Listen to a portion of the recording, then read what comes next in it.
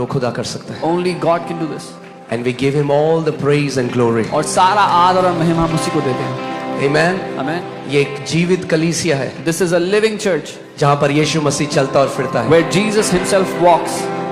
लोगों को चंगा करता है. Heals his people. जो दुष्ट आत्मा से सताए हैं उनको आजाद करता है. Those who are oppressed of the devil, he sets them free. Amen. मगर मैं आज आपसे एक बात कहना चाहता हूँ. But I want to say something to you today. इन सब चीजों से ऊपर इस घर में जो सबसे ज्यादा महत्व हम देते हैं वो है खुदावन के वचन को.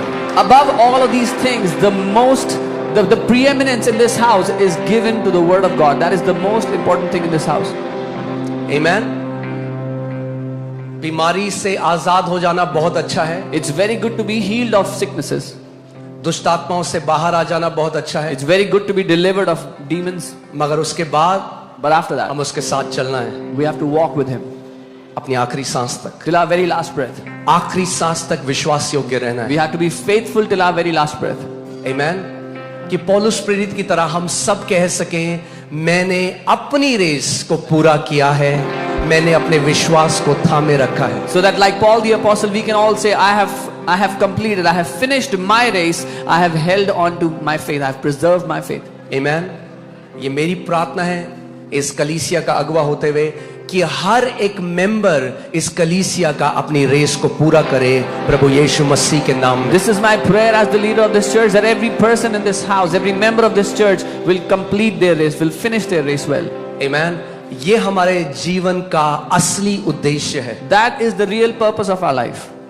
एक बड़ी गाड़ी, बड़ा घर, ये सब रास्ते में खुदावन जो आपको देगा वो गोल नहीं है लाइफ का. A big house, a big car, all these things that God will give you on the way, they are not the goal of our life. Okay? उसका वचन कहता है जो पहले उसके राज्य की खोज करता है और उसके धार्मिकता की खोज करता है, तो वो कहता है तुम्हें भागने की जरूरत नहीं है इन चीजों के पीछे, ये अपने आप तुम्हारे जीवन में मैं जोड़ दूंगा, ऐड कर दी जाएंगी तुम्हारे जीवन में. He says to those who seek his kingdom and his righteousness first, he says you don't have to run after these things, they will be automatically added into your life. Amen. मगर ये हमारे जीवन का मकसद नहीं. But these things are not the goal of our life.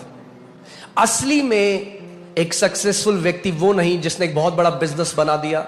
In reality, a successful person is not one who has established a big business या एक बहुत बड़ी मिनिस्ट्री बना दी, or made a big ministry या एक बहुत बड़ी कलीसिया बना दी. or made a big church.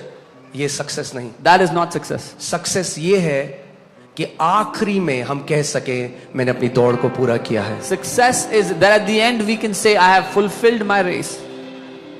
Amen.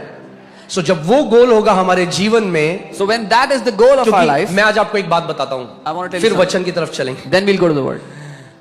मगर एक बात आपको बताता हूं, जो डिजायर आपका है ना, स्ट्रॉन्गेस्ट डिजायर, आप वो पूरा करोगे. जो पैसे का डिजायर करता है वो पा लेता है कैसे भी करके पैसा. Whatever is your strongest desire, you will get it in one way or the other. Whoever desires for money, they will get money in some way or the other. जो एक बिजनेसमैन बनना चाहता है वो सबसे बड़ा, मगर जब आपका सबसे बड़ा डिजायर अपनी रेस को पूरा करना है तो अनुग्रह आएगा और आपको सशक्त करेगा कि आप अपनी रेस को, जो असाइनमेंट खुदावन ने आपको दिया है, आप उसको पूरा करो. He who wants to do a business will get the desire to do business, will get the business. But if your first desire is to fulfill your call, you will get the grace from God to complete it successfully. Amen. और मैं आजकल मैं अपने आप जब